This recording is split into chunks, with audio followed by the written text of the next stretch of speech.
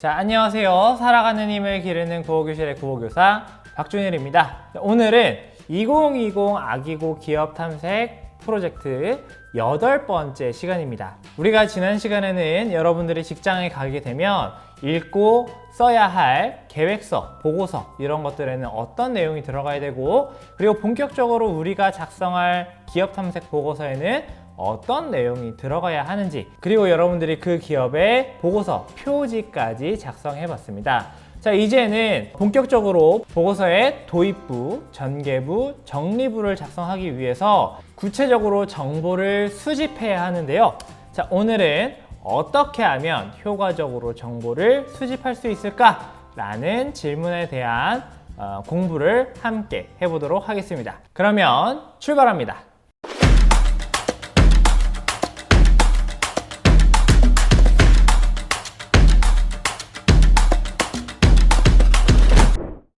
자, 여러분들 정보를 수집할 때는요, 반드시 이 정보를 수집하는 이유가 무엇인지, 내가 보고서를 작성하는 목적이 무엇인지를 먼저 생각해 봐야 됩니다.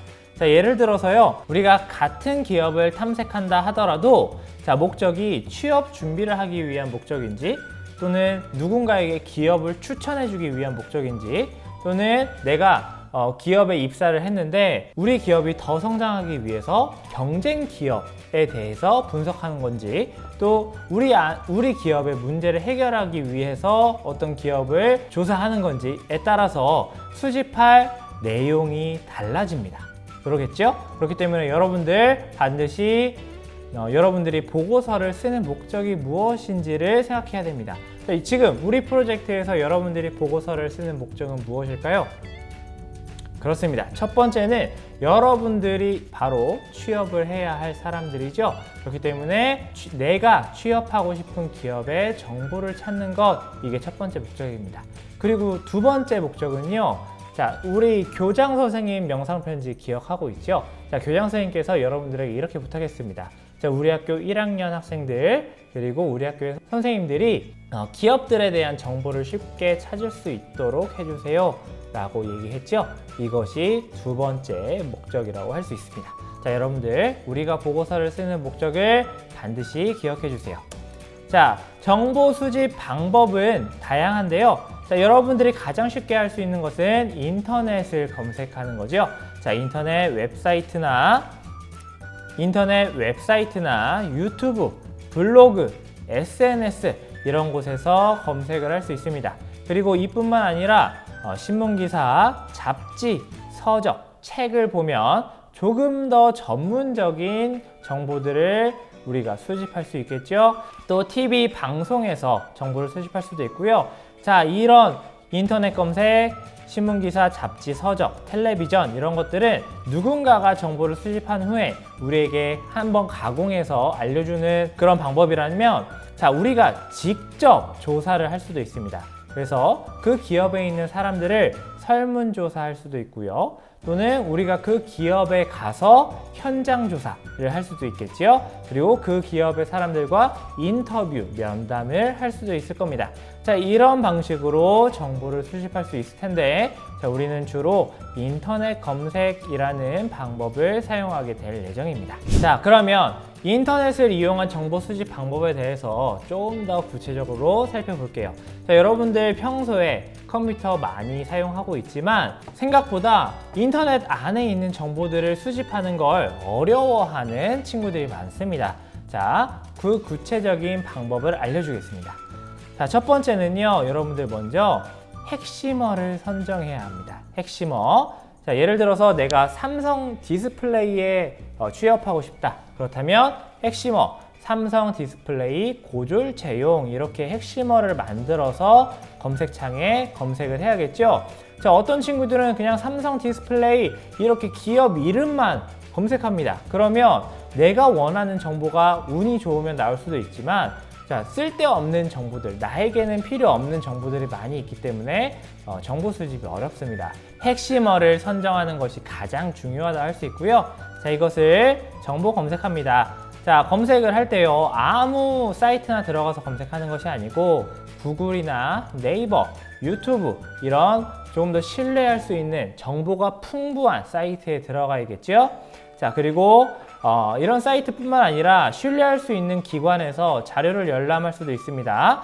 자, 선생님이 지난 시간에 알려줬죠. 자, 기업 홈페이지나 사람인, 워크넷, 잡코리아 이런 사이트에 들어가면 조금 더 구체적이고 신뢰로운 정보들을 우리가 수집할 수 있습니다.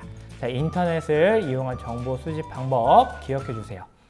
자, 정보를 수집할 때는요, 자, 목적 정말 중요합니다. 목적을 생각해야 되고요.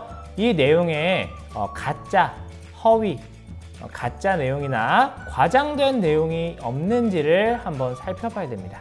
자, 그리고 이 정보를 신뢰할 수 있는 정보인지, 자, 전문성이 있는지, 정말 전문가가 쓴 내용이어야겠죠. 자, 여러분들이 인터넷에서 정보를 찾다 보면요, 그 기업과 아무 상관이 없는 전문성이 없는 사람들이 막 올려놓은 그런 정보들이 있을 수 있습니다. 자, 그런 것은 전문성이 떨어진다고 할 수 있겠죠. 그리고 최대한 최신 정보일수록 좋습니다. 지금이 2020년인데 2001년 내용을 가지고 온다면 별로 필요 없는 정보가 되겠죠. 그 다음에 정보를 수집한 후에는 출처를 기록해 놔야 됩니다.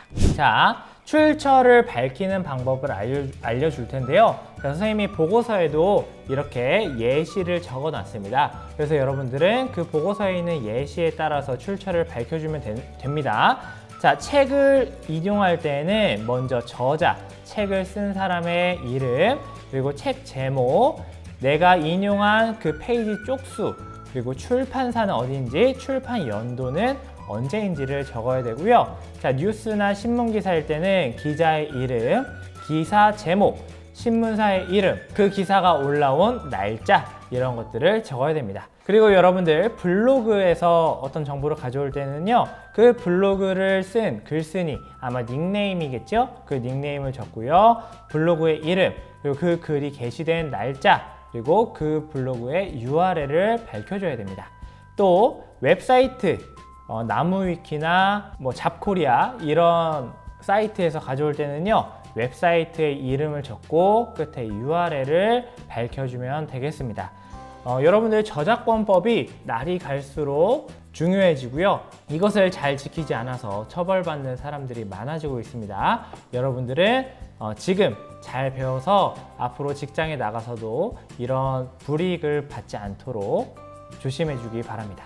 자, 이렇게 효과적으로 정보를 수집하는 방법에 대해서 선생님과 함께 간단하게 알아봤는데요. 자, 여러분들이 진짜 해야 할 이번 과제는 실제로 여러분들이 쓸 그 보고서에 들어갈 정보들을 마구마구 수집하는 겁니다. 자, 정보를 수집할 때는요, 우선 최대한 많은 정보를 수집하는 게 중요합니다. 자, 정보가 많이 있어야지 그것을 가지고 글을 쉽게 쓸 수 있겠죠. 자, 그렇기 때문에 이번 과제를 할 때에는 이게 좋은 정보인지 나쁜 정보인지, 나에게 필요한지 필요하지 않은지 신경 쓰지 말고요.